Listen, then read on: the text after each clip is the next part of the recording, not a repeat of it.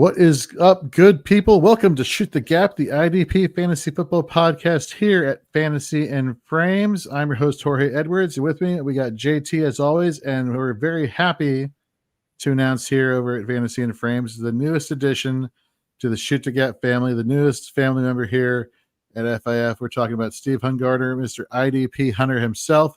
He has now agreed, and we are happy to have him on Shoot the Gap going forward for the rest of the foreseeable future. Once you're a family member, you're always a family member here at FIF here, Steve. So we're going to knock out these division previews for you all. And then once the regular season starts, we're going to rock and roll. And we may be even having another member join the Fantasy and Frames family here on Shoot the Gap. But I don't want to say anything just now because I don't want to pressure said person. But I think, gentlemen, we're going to tear things up in the IDP landscape as far as giving out great advice and just having fun doing this thing. And if and when we get this fourth person, I think everybody out there who's watching is going to be like, no effing way. But you know what? They're going to say no effing way now because the show is awesome as is. Yeah. So Steve, just a few words. First of all, thank you very much for agreeing to become a member of the FIF family.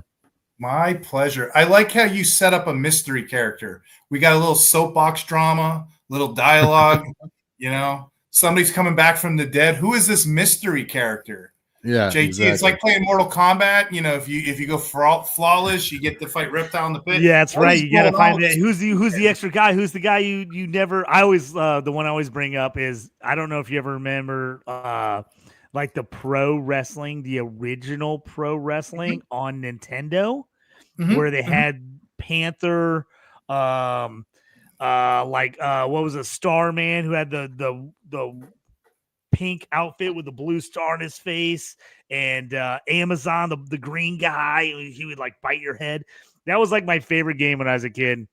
And they're like, if you win all the way through, you fight the main mystery character. I played this game one time. I don't even know how many hours in a row, but I didn't find out till long time later. You had to beat every guy on your first try to get to the mystery guy to win the belt.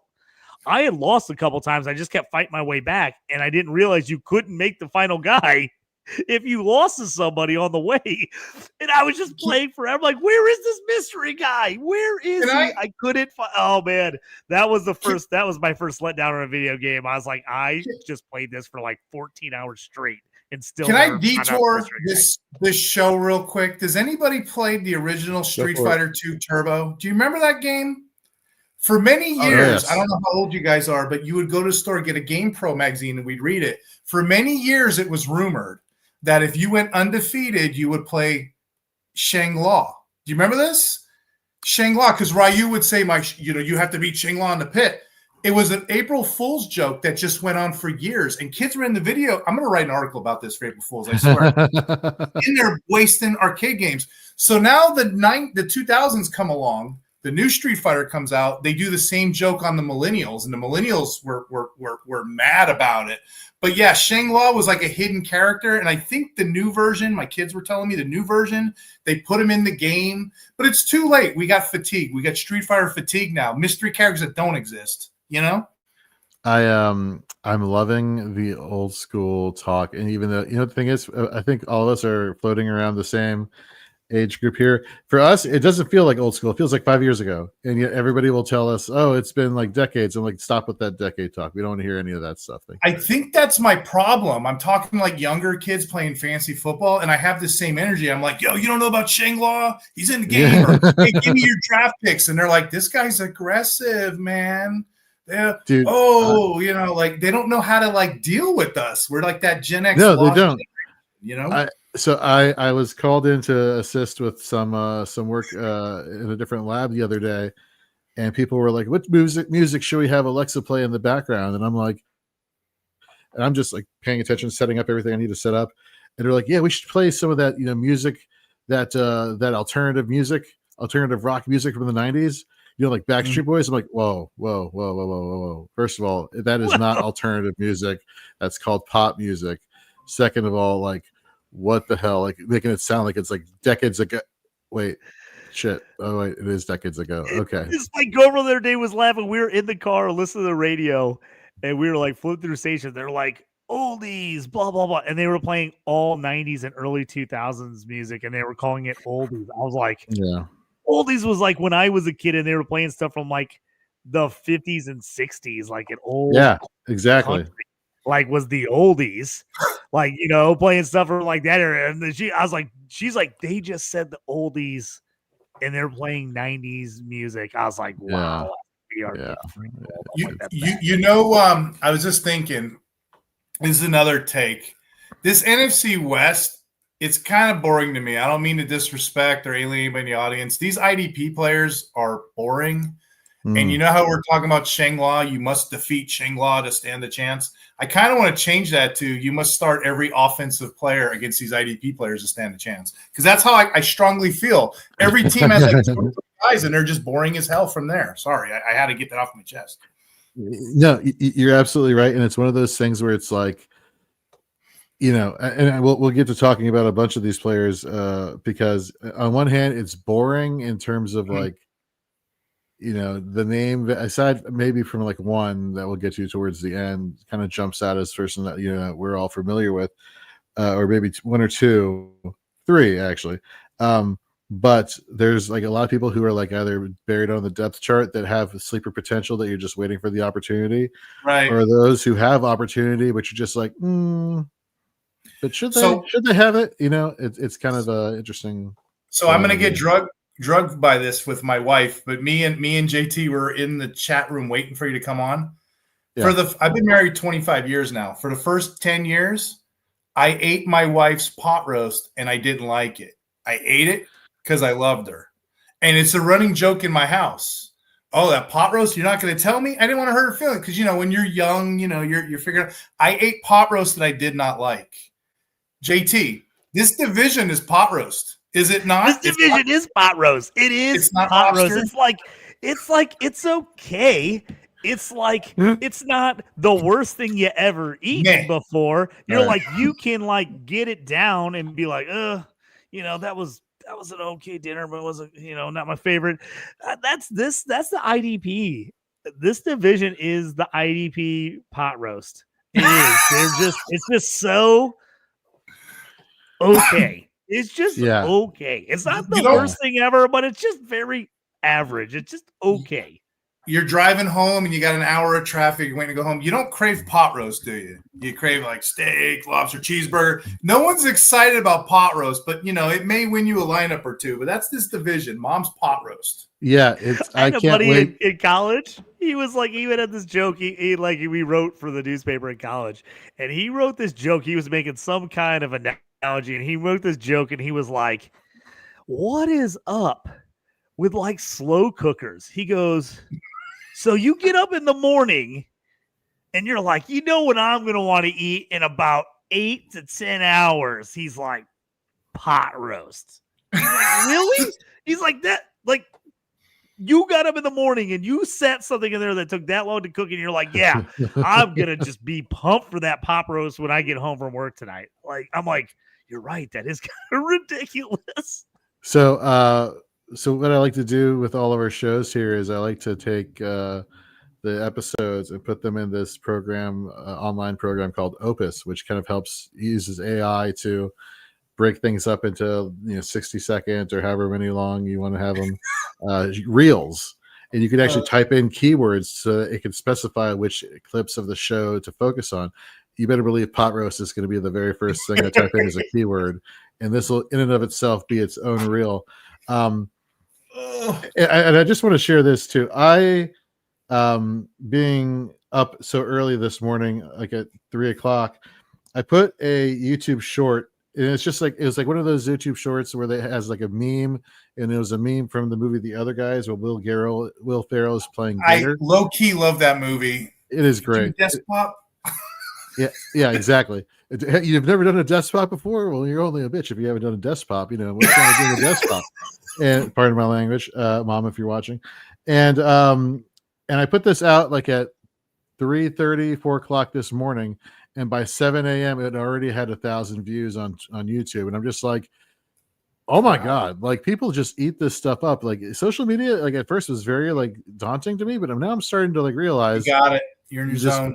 Yeah, I'm in the zone. Hey, unrelated, my brother, I like messing with my brother. I got a 12-year younger brother. So he's in that age group, kind of, and I will go to his house. I'm like, man, your car smells like a soup kitchen. What are you doing? So anyway, I digress. I had to get that in. No. It's funny because my boss, is an awesome individual, just great human being in general. We were talking about the movie, and he's like, "Yeah, so I didn't want to say anything to you because you keep talking about how much you love the movie, but I drive a red Prius," and I'm like, the jokes just write themselves, man. Oh my gosh, that's funny. So he gets that's it. great. I made my girlfriend watch it just because we talked about it on the show all the time. Yeah, and then when he goes over for dinner, and he's like. Really? They can't all be tens. He's like, they can't all be tens. He's like, just kind of like low-key bashing his wife, like not being hot. He's like looking right. He's like, what are you talking about? Dude, my girlfriend was like not wanting to laugh at that. That part when they're like trying to hold it back, like that's really rude, but she couldn't help it. She was like that. She was just kept laughing, even though she was like, no, I don't want to laugh because that's really mean. But she just kept laughing. I was like, I knew you would think that was funny. Off topic, we can do a whole nother podcast on this alone. If you look at the history of comedy from like Caddyshack to like now, holy cow, has the language of comedy changed and what is okay, what isn't okay? Oh, yeah. We can do a whole show on that alone. Yeah, no, definitely. But folks, let's try and steer the ship back into the proper canal here. As you're watching, we are going to be covering the NFC West IDP Fantasy Football players that are must-busts and sleepers for you. Don't forget to head over to fantasyandframes.com in the coming weeks. I want to say at the end of next week, all of us writers here at FIF will have our division previews, whether it's for offense or for IDP, and we'll be posting those the first week, last week of July, first week of August, to get you ready for your fantasy drafts. But speaking of fantasy drafts, one app that we loved here to promote here, and Matt Kelly over at Player Profiler, bless your heart, man. The owner, also a Fast Draft app. Just an amazing person. Like he puts out great content over at Player Profiler for years, does all these shows, puts out hosts a very good website, and he created this app, and this is fantastic. I mean, you have like contests where it could be IDP only, specifically their DEP contest. You can have like rookie only contests. You can have a mixture of offense and rookie contests, and basically these are best ball drafts where you literally have 6 picks to make, 20-second timers. Literally, you're in and out before you even know it. It's some of these like slow drafts that a lot of us are dealing with right now, where it's like 8-hour timers. Like, no, 20 seconds, get in, get out, get your draft done. And these contests are really super affordable. And if you head over there today and you're signing up, don't forget to use the promo code FRAMES, and they will match you in a money deposit up to $50. So you put in $50, you get an extra $50 to spend in your drafts there. So head over to Fast Draft app, download it wherever you download your podcast, whether you're an Android person or a Google or an iPhone person. And again, use the promo code FRAMES, make your deposit, and you'll get matched up to $50. This is a lot of fun. And Steve, we were talking about this last week, I want to say on the AFC East show, that we got to do like a show, whether it's on your show or here, where we're doing like a review of a draft or like doing a draft live or something like that, because it is a fun app to play, man. I got to tell you. Yeah, it's 75% full right now, the IDP side, but like right now, the Rage, I've been on the Rabbit. I don't know if you're playing the Rabbit. Like, it's a huge step. So yeah, I'd love to do a show, whichever you want to do, your show, my show. We'll go on and we'll like analyze a draft board. That would be perfect. Yeah, I think folks, you'd really get a kick out of it and just really enjoy that. And then last week we were also talking about Ultimate GM, and Steve, how you have talked to the creator of it. You know a little bit more about it. Just quickly a brief intro to it, as well as giving out your promo information. Yeah, so the promo is for Ultra GM. The promo code is Hunter. You get $5 off. So it's $30 retail. You're only paying $25 now. You get one franchise. You pick a franchise. It's going to be just like the real franchise. You're in Madden mode, right? You have salary cap. But you're going to get one franchise with 2 teams. So you're going to get one team in a 32-team league, same franchise in a 14-team league. So you're playing in 2 leagues for $25. What's neat about this is it also does offensive lineman scoring, which I wasn't sure how they did that last time I was on. It's a site called SIS. It's Sports Information Systems, where they actually record what a good block is, what a good pancake is, whatever. That's how they're getting their points. I also found out 2 more neat things. They also get points for punt returns and punting, and you also get points for not points. You also are able, because you're going to have a practice squad, you can poach off of other teams' practice squads. So wow. I'm going to be in the Panthers division. It's a loaded division. I'm going to be in the Panthers with Bob Lung. So I think I'm going to get my butt kicked. But it's about the camaraderie and getting together. So, yeah, Ultra GM, promo code Hunter, $5 off. Again, we're just starting to kick this thing off. So it's very exciting. It's an exciting time. Nice. And, folks, also remember, we are a couple weeks away from the Fantasy Football Expo, speaking of Bob Lung. And we, everybody who's going is going to have a great time. I can tell you that already. Steve and I will be on the IDP Fantasy Football panel on Sunday during the expo, talking about IDP, the intro, the hows and whys and whens, and then we'll start going over during the panel some players to pay attention to, heading into the 2025 season and even beyond. Stacked panel. Can't wait to get everybody going there. So yeah, definitely something to look forward to. If you haven't already booked your trip to Canton, look, let me tell you, first of all, going to Canton is like going to football heaven. You literally have the Hall of Fame, which is fantastic. Then you got all these people in the fantasy football space that you may have been following for years, and literally like they're 2 feet in front of you, and you can go have conversations with them, and everybody's really cool and down to earth. Then there's the actual expo itself. And then on top of that, there's all the social activities, which can get pretty wild or get pretty calm. However you want, both ends of the spectrum here, whatever you want, you can find at the Fantasy Football Expo. It's a lot of fun. I've been going since 2019, every single year. That is my vacation, quote unquote. So definitely would recommend anybody else who's going, or anybody else to go, who may be thinking about it. And with that, let's get into the NFC West IDPs, must, busts, and sleepers. Let's start here with the Seattle Seahawks.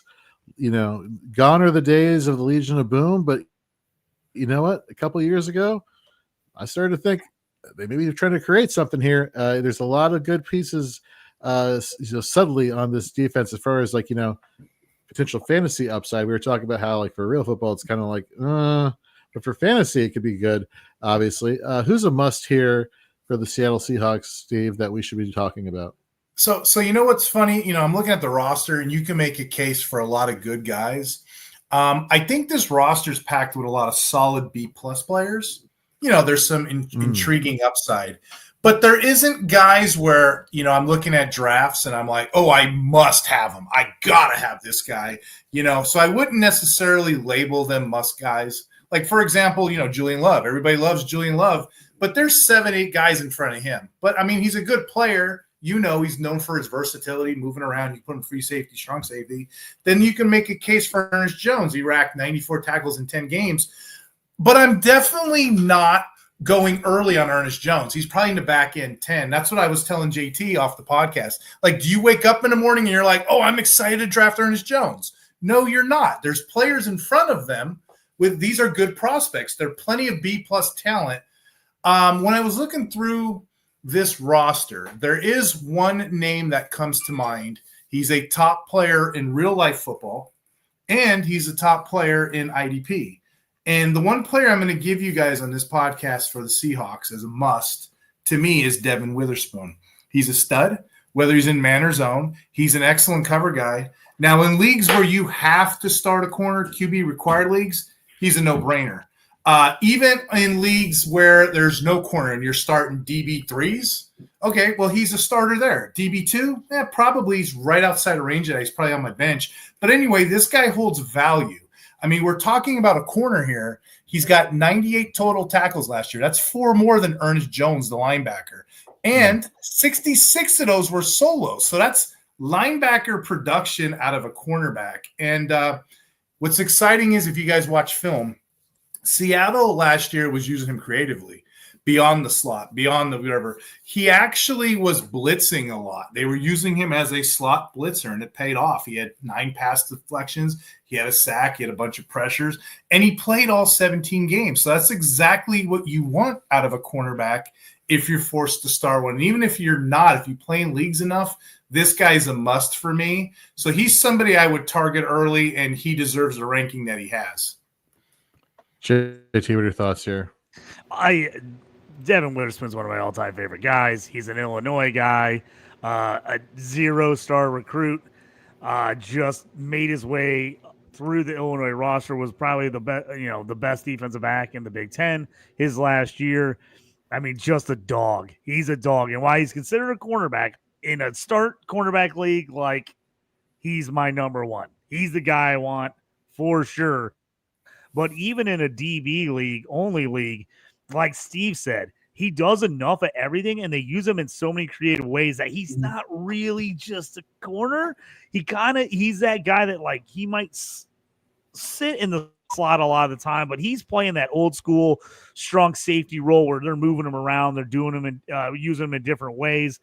So I love him. I think he got slowed a little bit by injury to start the year last year. But I think he's in for a monster year this year. So he was one of my top DBs overall last year. Obviously didn't completely get all the stats you wanted, but like Steve said, if you look at the way they used him, especially at the end of the year when he was healthy, I just think he's a special player, man. He's one of those dudes. He's not avoiding contact. He wants to make tackles. He'll come up and hit you.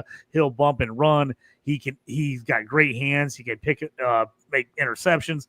I love Witherspoon. He's one of my favorite guys. And I would even add to that, like, big play scoring leagues, he's probably even higher up the beanpole here, if you will. But big play scoring, CB required. Anything outside of 2 DB, he's a guy that's going to win you. He can win you a week, right, Steve? He's like a guy in a big play scoring, and if you're playing, you're in a full IDP league where you're playing like cornerback, D tackle, couple safety. He's a guy that can have a monster week and win you a week by himself just because he has a huge game. And I guess the analysts on that too, like, you can probably exploit your league mates and be like, oh, look, for the hardheads like me that want that linebacker, hey, look, I'll give you this guy. You let me get your corner. Corners are nothing. Well, this guy's actually putting you up linebacker points. We just showed the audience, Yeah, you go back and you look at his like solo tackle production last year, and I'm talking about everybody on the Seahawks. Like you were mentioning, you're alluding to, 66 solo tackles per fantasy data, 32 assisted. The next two up on the list, Ernest Jones was 77 solo, Julian Love was 77. But then you get like the other, fantasy metrics that come into play, like tackles for loss. He had 6, pass defenses. He had 9. So like you guys are alluding to, he can do everything all over the field, and quarterback specific, he's right up there at the top. And then for defensive back only leagues, you guys hit it on the head right there. We got a comment here in the chat from Steve. Welcome, Steve. Welcome to the show. He said Leonard Williams or Witherspoon. Just initially, my thought is, and we'll get into this when we get closer to the 49er talk. Man, like the cliff for defensive linemen really is a sharp one, and so if you're able to get somebody who could be a good fantasy producer for you along the defensive line, you want to take advantage of that opportunity. That being said, like, you're limited by upside, you're limited by ceiling. If the guy is not getting you a lot of like tackles for a loss, or you're getting some of these ancillary stats, like if you're just going off of a scoring system that is just basically like big play heavy, that could be problematic. So I think I'd still go Witherspoon in this situation, despite the defensive lineman scarcity. Steve, what are your thoughts here? Same thing. And you got to look at it like this. We're hyping up Witherspoon.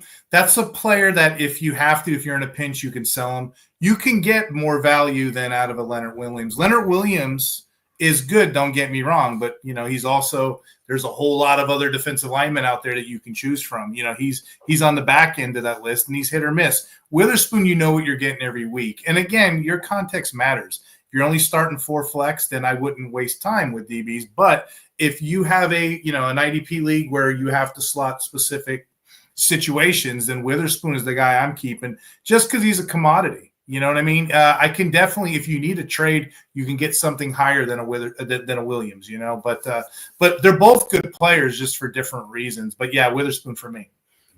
I would say Witherspoon as well, real quick. And Leonard Williams, While he had a great season last year, I think it's going to be very difficult for him to match what he did last year again, not because I don't think he's good. He had 4 number 1 D lineman weeks last year, 4, and he had 3 others in the top 10. So he had some monster weeks last year that really carried his season. I still think he'll be good, but I think that my issue is he going to be able to do that exact same thing again? It's going to be very tough. If you got him last year, you didn't have to draft him as high, and he was awesome for you because he won you those weeks. I think Witherspoon could do the same thing for you at DB. So I would take Witherspoon over Williams, but if Williams falls in my draft, I'd be looking for him. I wouldn't overdraft to him though. Yeah, of course, when we're talking about fantasy point scoring, since all of us are doing the ECR competition over at Fantasy Pros, we like to talk about Fantasy Pros IDP scoring unless we're specifically stating another type of scoring. Breaking news just came across my phone. And when I saw breaking news, the Commanders, my immediate thought was like, oh my God, they finally signed Terry McLaurin. Nope, not even close, but it is IDP relevant. Well, I should say relevant. It is IDP related or defense related.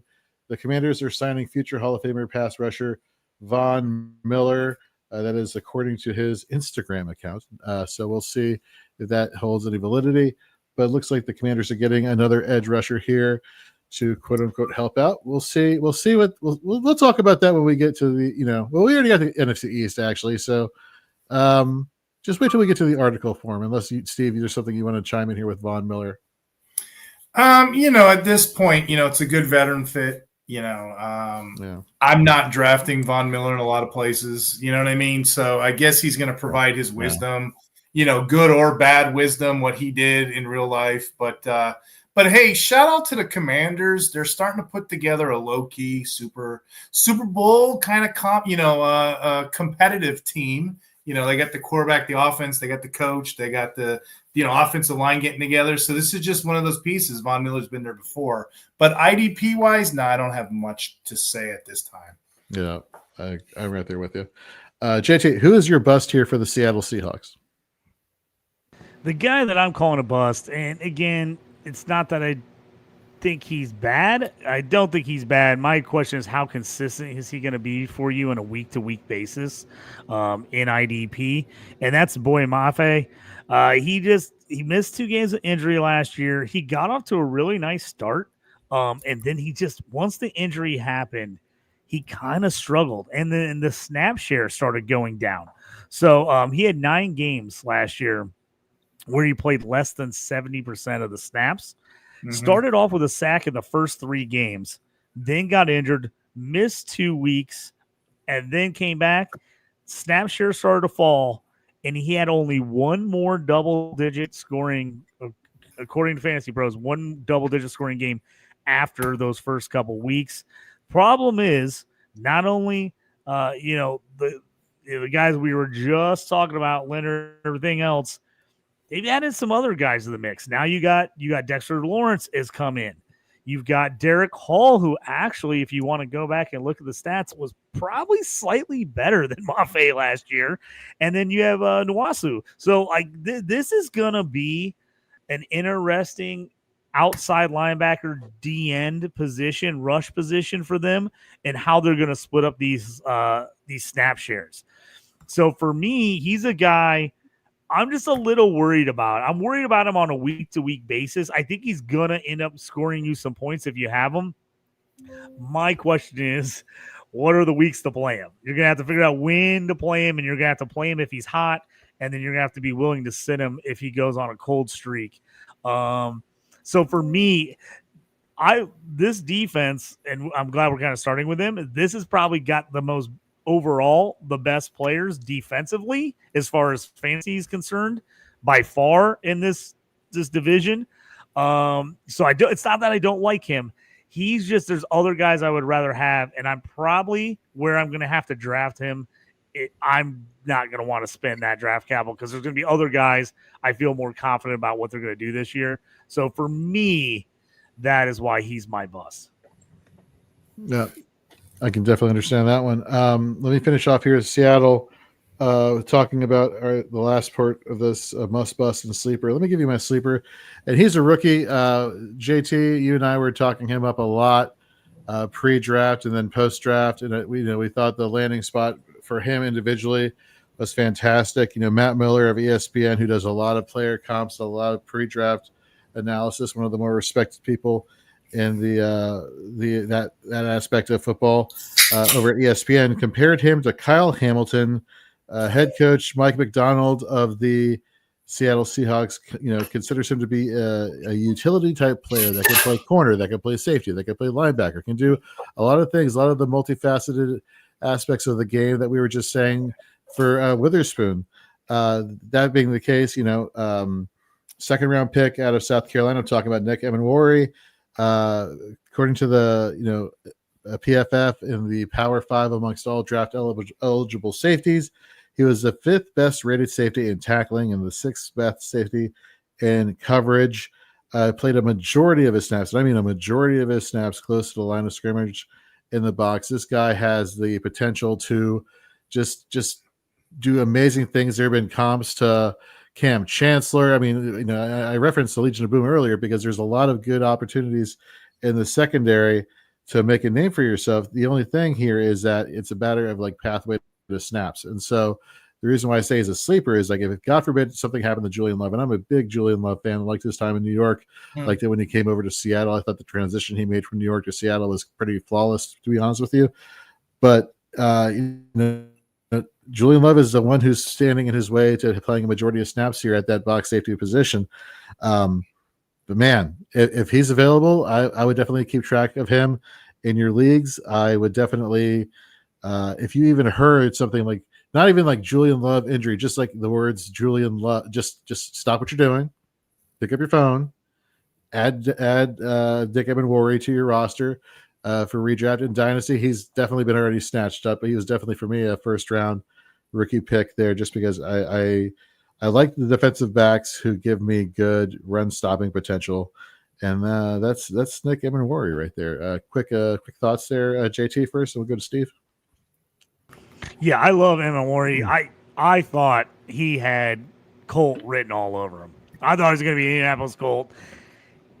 Perfect RAS score. So people want to talk about Kyle Hamilton. The only reason he fell in the draft was everybody loved his tackling. They loved just his anticipation, how he knew the game, but he did not have the high athletic, stats. He just wasn't a guy that ran super fast. He didn't jump super high. Well, Emenwari at the NFL Combine this year put on a freaking show and basically set the record at every spot for safeties. 6'3", 220, ran a 4.38 40, had like a 40-plus vertical jump. I mean, this guy is a complete athlete. I think they're going to use him really well. This secondary is going to be real interesting and dangerous. They are really talented across the board. It's going to be interesting if they end up doing a little bit of what the Rams, and we'll talk about them in a minute, but what the Rams did where they played a lot of 3 safeties and they played 2 guys up and 1 guy deep and kind of rolled depending on what the offense was doing. But I mean, between Witherspoon, Woolen, Kobe Bryant, Julian Love, and Emenwari, I think it's going to be a hard time keeping Emenwari off the field. I don't know if that means that Love comes off the field. I think there's a good chance maybe they figure out a way to get, Emenwari, Love, and Witherspoon out there a lot. Does that mean they maybe go down to some 1 LB sets? Possibly. They've got a couple good ones. But I think this is secondary is sneaky good. I think they're just going to have a hard time keeping him off the field. Maybe he's not an impact player early on, but man, just the athletic ability. And if they play him correctly, which we've seen how they played Witherspoon, who can do a lot of stuff. Emenwari is a guy you want him playing downhill and being aggressive. You want him using that speed, that explosiveness, going to make plays. Man, he's one of those guys just oozes potential. And if he hits, he could be a guy that we're talking about for the next decade as a top 5 guy as far as DBs for IDP scoring. And we know how, they can go up and down. That's, the the way it works with DB sometimes. But he's a guy that could be that Derwin James type of guy. That Budda Baker guy has like monster years. Even if he has a down year, he's still top 15.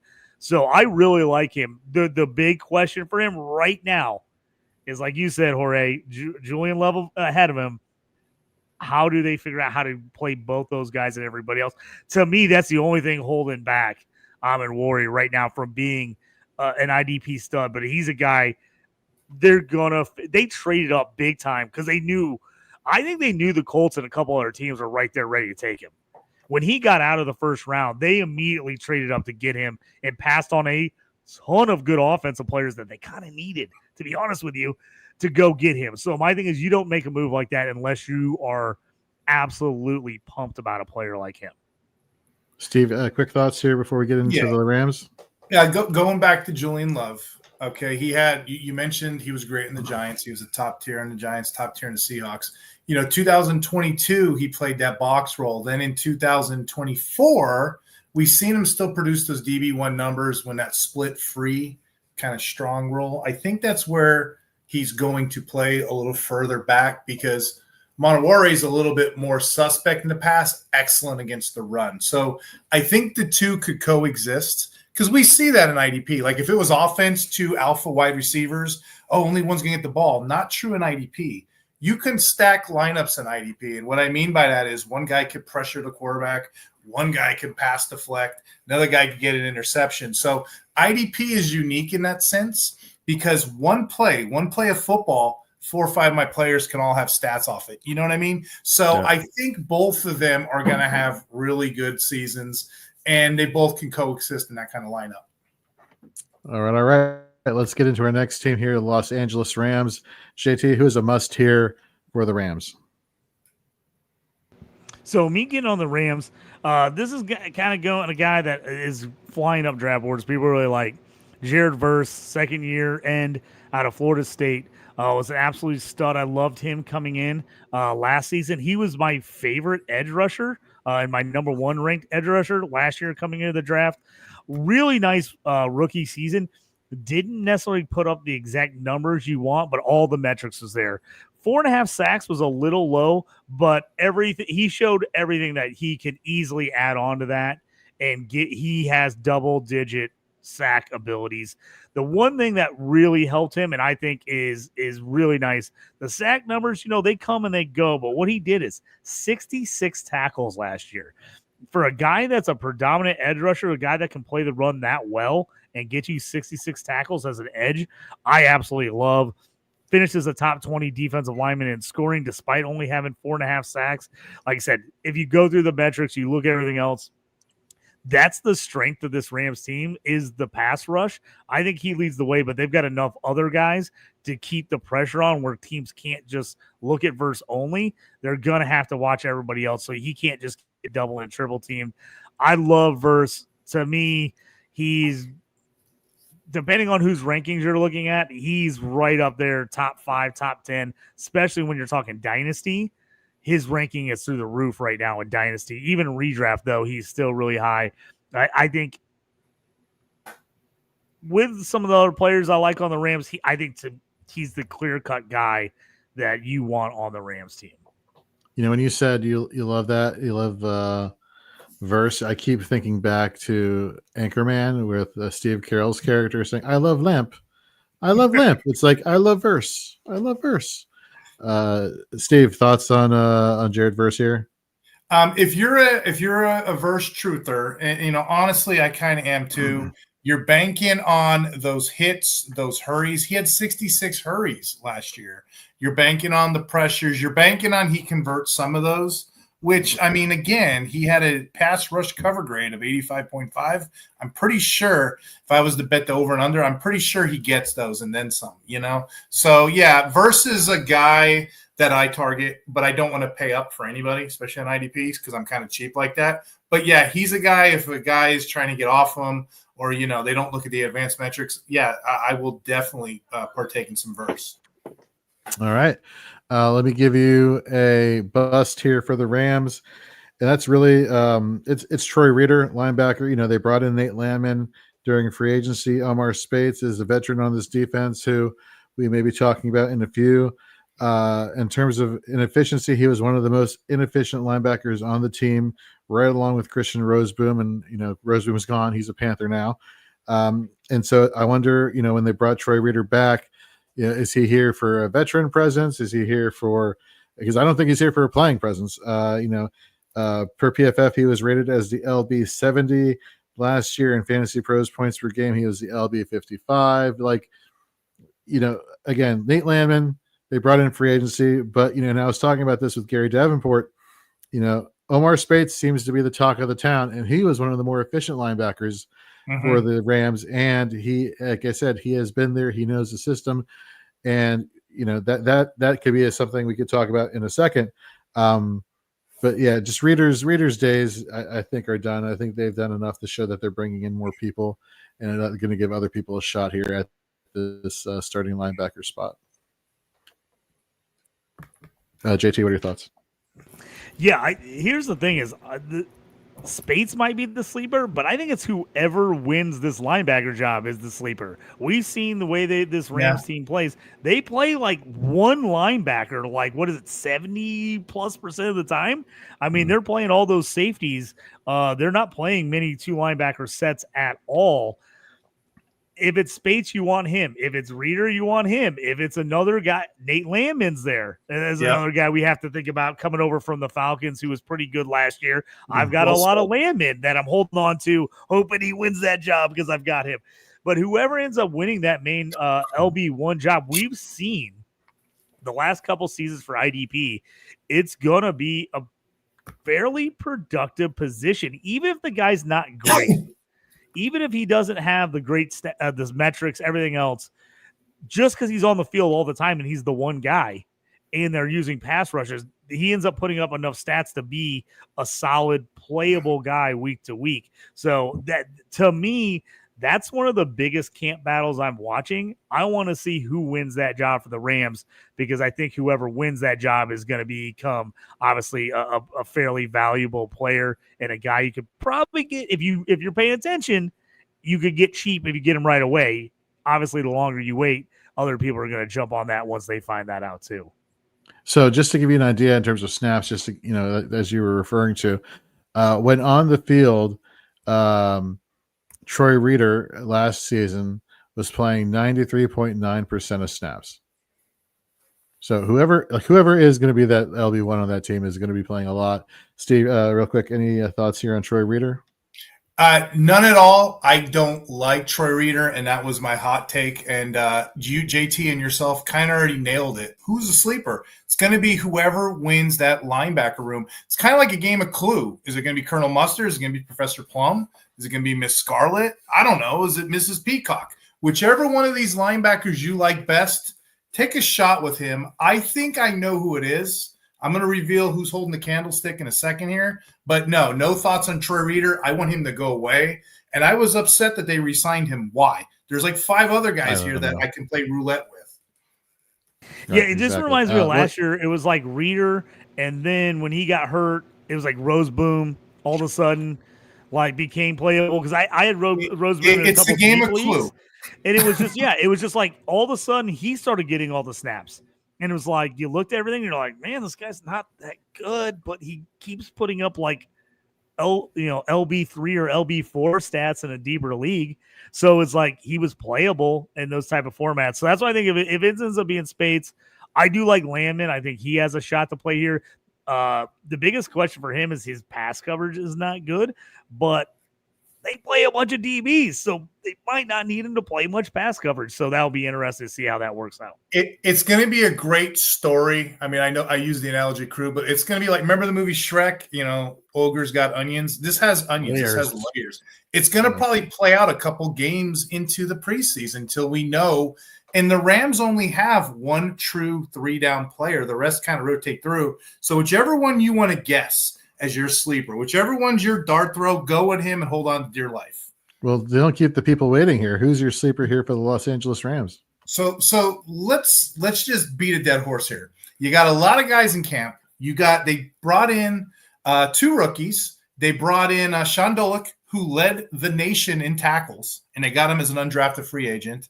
They brought in Chris Paul, and Chris Paul's getting dumped on a little bit. I like Chris Paul. It's more like an edge outside, but he's getting dumped on because he was a 5th-round draft pick late.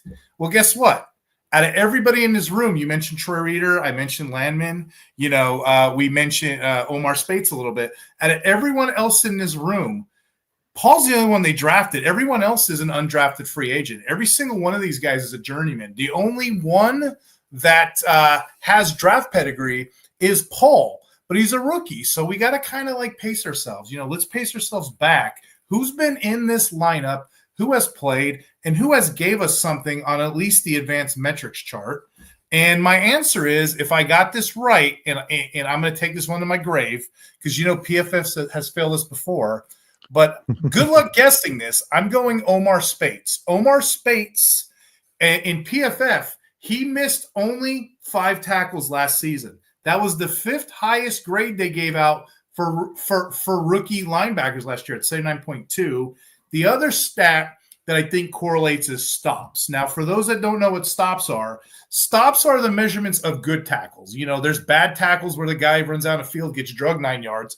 Yeah, he made a tackle. You're getting IDP points, but it wasn't a good tackle. Stops are when, you get that measurement between, 1 or 2 yards from line of scrimmage. He excelled at good tackling, and he ranked 9th amongst all the rookie defenders, despite having limited snaps. I want to say he had like 419 snaps last year. It wasn't that many. So again, this is more like one of those Tavai situations. We have a limited case study, but if you're following the advanced metrics like these coaches are, and you're reading the tea leaves, I think it's going to be Spates. I think Reader's there as a journeyman. I think Landman's there to fill a role, but you guys already eloquently said it. He doesn't cover. And then we have 2 rookies, and we've seen in recent years, what's the last rookie linebacker that actually started day one? Quay Walker? So I think out of all of that, it's a game of clue. If I was to deduce, where Colonel Mustard was and where Professor Plum was, I think it's going to be Spates by default. He's the only one that has a role, knows a role. It's still in the same scheme. I think it's going to be him. That's who my sleeper is going to be.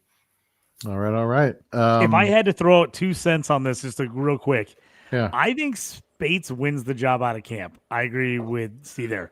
I think Paul ends up being the guy by the end of the season. Here's why. Paul. Yeah.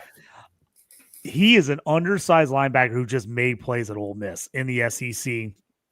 Undersized guy, but if you're going to be undersized, this is the team to be undersized because they let you just use your athleticism to run all over the place because you're getting covered by safeties and everybody behind you. You're just making plays.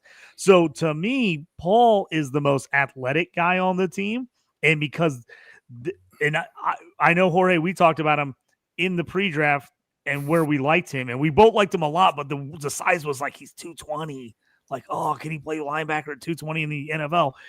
The word is he's put on some weight. I think he's the most explosive guy in this group. I think he can win this job. I don't think there's any way he wins it at the beginning of the year. I don't think there's any way they do that. Why I like Dolek. Dolek to me is more of a landman. He's just they're going to put him on like running downs, like heavy in the box when teams get up on him and they're just trying to stuff the run. They're going to play those guys a little bit more then. But in normal every down situations, I think it's going to be Spates to start, and then I think Paul ends up working his way into the lineup, kind of like Spates did last year, where he kind of worked his way in. I can make a case for either one, really. I think Spates has the most weight to measure against his name. Hey, Sean McVay does not care about our analysis, does he? They do what they want. This is one of those few teams that does not care about draft capital. They just put in the best guy. And right now, if I was looking at numbers, I would lean towards Spates as that sleeper that I can get cheap. All these guys are cheap right now. All right. Is there another sleeper here for the Rams we need to talk about? I'm going to give you one more because it kind of goes to JT's point last week about the second-year rookie defensive backs, how loaded that class was. This guy's a DB 70. I mean, nobody's picking up on Cameron Kitchens. Nobody. So it's more of a dart throw. So I just wanted to give a little bit of time to kind of shout him a little bit. He came out of Miami, and he was a high pedigree player, but, he had a bad combine. So the Rams scooped him up with the 99th pick. And he probably would have gotten a lot higher than that. But, his rookie year, underwhelming, guys, 57 tackles. Nothing to really write home with. But if you look with an untrained eye and you kind of look at what he did with his limited time, he had 4 interceptions. I know if you guys watch Red Zone, they played this over and over. That pick 6, that televised game, he went 103 yards, forced a fumble, tackles for loss. He's a big play player. And like so many players that we've already profiled, that's all it takes sometimes is to get a good start and get a cluster full of points. But he didn't play last year until week 9, which marked his turning point. But before that, his snaps were really low. Week 9 onward, he got 50% of his snaps, and that's where a lot of his points come from. I'm looking at him as a year 2 breakout because the depth chart is kind of loaded, but the way it's shaken out right now, I see Lake playing that nickelback role. I see Curl more strong safety. So I see Kitchens falling into that free safety starter spot if you look at it. So I'm pretty sure if you stream DBs like me, this is a guy by default you can land on your teams just by paying attention to it. So what I'm about to play Yes. Get flagged by YouTube. So if you're watching this and you see that there's a momentary pause and nobody's talking, it's because I had to trim it out. But when you talk about Nickelback, we got to talk about it. So thank you, YouTube, for flagging that just now. That'll be trimmed out. But anywho, let's get into the San Francisco 49ers. And we're going to wrap up some of these teams here because we know 4th and Frames, we already got pushed back 30 minutes and we pushed them back last week. So we want to make sure we get them going on time. For me, San Fran, I was referring to it earlier today. Defensive line scarcity. Things fall off a cliff quickly. So if Nick Bosa is right there, you want Nick Bosa. Must have at the position. Number 6 in fantasy points per game in Fantasy Pro scoring with 10.8. It was averaging in IDP 123 14.9 and Big 3 IDP scoring 15.4. PFF's number 4 graded edge rusher with a 16.4% pressure rate, 9 sacks on the year per fantasy data. Don't overthink it. Nick Bosa. All right, let's go to a bust. Who do we got here for a bust, guys? So when you're looking at bust, look at the team. What happened to his defense? Remember, it used to be a Super Bowl contending team. I looked at the depth chart. Besides Nick Bosa and Fred Warner, I don't want any of these guys. It's like that cartoon Heathcliff. Remember the one that came on after the Alley Cats? It's a junkyard. It's a junkyard IDP players. And it's hard to pick a bust because you're not drafting most of these guys. You're not. So where am I taking a high draft pick at that the guy has the potential to bust? So I'm going to steer this a little different way. We haven't really talked rookies. If you're looking at rookie picks, and I hate to do this because the guy hasn't played it down yet, but look at Michael Williams, where you have to take him.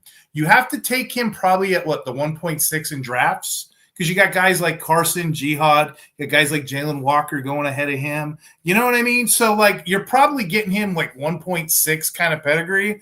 He probably got the worst pass rush rate out of all of those guys. He's got the 11 points or less. If you can't beat the guys in college, are you going to really beat them in the pros? So there's risks of him being a high bust with high expectations in that draft pick. So the case against Williams is again, can you play alongside of Nick Bosa? But then again, here's the challenge too. He's got Bosa on the other end. He's going to generate all the pressure. If he is the guy, he's going to have a day one instant success. I have friends of mine that are drafting him early because of his opportunity. I'm pushing back because I'm thinking if anybody on this team has that potential to smell like a bust, it's probably going to be him. Love it. All right. JT, who is a sleeper here for the 49ers? This was tough because I don't know who is going to end up doing anything outside the 2 guys you talked about as far as Bosa and Warner. The one guy I would keep an eye on if I'm just waiting on DB, Jair Brown, strong safety. It's completely his job this year. Hufanga is gone to the Broncos. Malik Mustafa is right now going to take the free safety role. Brown played a little bit of both early in his career. Pretty much was the starter most of the year last year. This is going into his third year in the league, second year as the full-time starter. Should get those box safety rules. If that's the case, he should have a solid floor. I don't know. He hasn't been a big impact player as far as making big plays. Just 1 interception, 6 passes defense. He did have 77 tackles last year. In 13 of the games he played, he had over 90% of the snaps. So that's the one thing you like about him is he's going to get snaps. He's going to be on the field, and he's most likely going to be in the box. I don't think he's a huge play guy for you, but I like him as a sleeper. If you're going to wait on DB, you at least can feel like you have a decent floor. He's going to get you some points. He's probably never going to win you a week, but he's going to get you something. All right, let's get to our last team here on the NFC West IDP Fantasy Football preview for our must, bust, and sleeper. Let's get into a must here. JT, who's a must here for Arizona? I think we mentioned him a little bit earlier. The only guy on this team that's a must. I mean, this is a nightmare. This Arizona Cardinals team. I mean, if you're not a fan of the Cardinals, I don't think you can name me 2 defensive players on this team, especially outside of Budda Baker. So Budda Baker is the must. You got to have him. He was the number 1 scoring DB, in Fantasy Pro scoring last year. Dude had 164 tackles. 160. That tells you how bad this team is. He is technically their free safety. When the last guy line of defense is getting 164 tackles, holy balls. That's insane. Right. 29 years old, though. Looks to be healthy. He's the leader of this defense. He is the guy. He is the rock. I think this defense is going to be bad. And I think that just means Budda keeps crushing it. Budda Baker's a guy I want. I wouldn't worry about it. He seems older than he is. He is only 29. I had to look it up because I thought he was like 32 or 33. Only 29. I still think he's right in his prime years. I would have no problem. Redraft 100% taking him. Even in Dynasty, I don't mind overspending a little bit for him because I think he has a couple more really solid years left on a terrible defense. When you start a segment with holy balls, you know it's going to be good. Not just regular, but holy. But I digress. Let's get to the Cardinals bust here. And for me, Baron Browning, he was traded there to Arizona from the Denver Broncos last year. Then they re-signed him to, I think, a little 3-year deal. For me, this comes down to how good are the other pieces along this defensive line to take pressure away from Browning so we can get more one-on-one opportunities here against an offensive lineman. And when I'm looking at the other side of this defensive line, they brought in Josh Sweat from Philadelphia. I'm a little concerned. Because Browning's pressure rate last year was only 11.6%. I as a must player, I'm not sold that Sweat is the guy. Part of me in my mind is still thinking, is he a product of Philadelphia's system or is he like independently his own guy? I don't know. But there's a lot of potential there that could be had there for Sweat. And everybody's going to remember the Super Bowl where he had a couple sacks here, and everybody's going to say like he had a good streak during the playoffs. So I'm not saying I'm off of Sweat. I'm just saying in terms of being a must asset, I don't know if he's necessarily a must asset. And so when I'm thinking about all this, edge rushers here for Arizona, somebody has to be the odd man out because I don't think both are people that you're going to be targeting early on in your draft. So for me, I'm out on Browning. I think he's going to be the bust if there was one along this defensive line. And then we got a sleeper. Who we got here for sleepers here, Steve? Hey, shout out to Stephen Holler. I'm laughing in the chat. Listen to the Cardinals. This is Mom's pot roast team. He's right, and he's Max Melton. What? Dadrian Taylor Demerson, Davlin Tomlinson. I don't want any of these guys on this pot roast team. So there's only one. There's only one Mom's pot roast that I'd be interested in. Maybe 2 if you squint your eyes. You want to look at rookies. But number 1, if I had to take there's only one guy that sticks out. Josh Sweat. He seems like the ultimate sleeper to me every year. He played 16 games, started 15. He had 41 tackles, 27 solos, 8 sacks. He got all the attention he wanted. They're in the Super Bowl when he got this 2.5 against Patrick Mahomes in the Super Bowl. Now he's on a team. He's already been there with this coach before. It would not surprise me at all if he leads this team in sacks. So he's a pickup, and you can get him cheap in drafts. Josh Sweat all day long for me. Everyone else is kind of a punt unless you want to look at rookies. Touche. And then who's another sleeper you have for us before we close out the show here today on Shoot the Gap? I don't like, just talking about rookies as instant starters, this is more of a guy to keep your eye on. Cody Simon, he's that Mike linebacker. He was a really all-star stud in college. He was MVP at 2 big games. He's MVP of the Rose Bowl and the national championship. I think if anybody outright wins this linebacker room, because it's just as bad, arguably, it's just as bad as the Rams, rotation they got there with Colonel Plum and Colonel Mustard, Professor Plum, whatever. It's like Clue. It's a game of Clue. But I think eventually he can pull this off as a Mike Green dot linebacker. So if you're in a rookie league, like we were talking earlier, and you want to stash Cody Simon, go right ahead. He had 112 tackles. And like I said, there's guys on this depth chart. We even talked about Owen Papple, J.J. Russell, Mac Wilson. I am not impressed with any of those guys. So go ahead and pick up some of these players and avoid mom's pot roast. Very nice. And I was going to say real quick, there's a couple sleeper guys real fast here. I'll get it. He's talking about Steve was talking draft. There's some young guys I like. They're just not necessarily going to be great for fantasy IDP purposes. Will Johnson, Garrett Wilson, 2 guys I like a ton. Darius Robinson out of Missouri, injured as a rookie. I think he's going to be a really nice pickup. If he was on your waiver wire, get him in defensive tackle start leagues for IDP. Those 3 young guys I like. So I do felt bad about Steve. I didn't want to talk so much trash about the calls. I just don't like their overall unit. I do like some of the young guys. I like the young guys. The problem is a lot of these young guys they're playing positions. I think they could be good NFL players. I just don't know if they're going to work for you IDP wise.